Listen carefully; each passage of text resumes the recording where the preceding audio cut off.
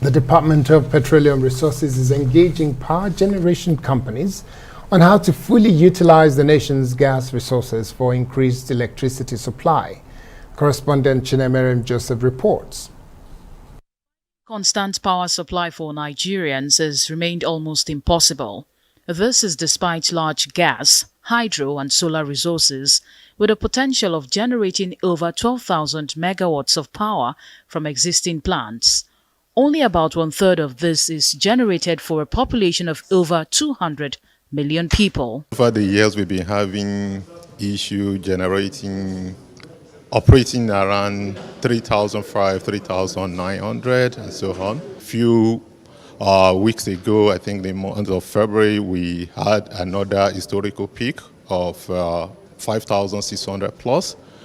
Of course, that is not where we want to be, but it's a combination of factors which essentially is commercial, and that is what we are trying to resolve. In bridging the gap, the government plans to focus fully on using gas for power generation and has designed a gas transportation network code, but needs the buy-in of players along the power value chain. Last year, February, the President engaged or challenged the department to come up with a platform, an arrangement, a code that will bring about transparency, availability, as well as predictability of gas in the country.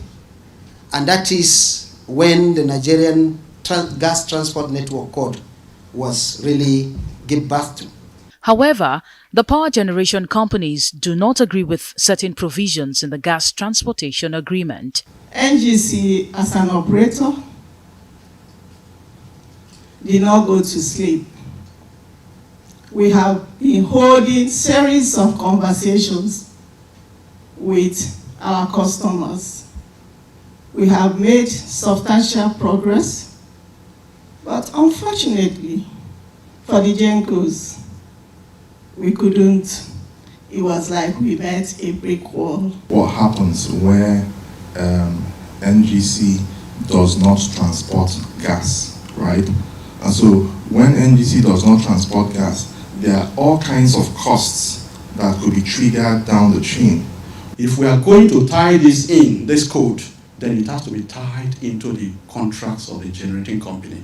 It has to be back to back, to avoid any gaps. The Department of Petroleum Resources says the agreement is still being fine-tuned and will consider all observations made. Most of the comments, they exclude that cost, which everybody is rubbed in the network code, and to make sure that the explorer, the producer, the shipper, the transporter, the user is all involved in costing the gas so that the gas is affordable and available. By 2022, players in the power sector are expected to align with the Gas Transportation Network Code.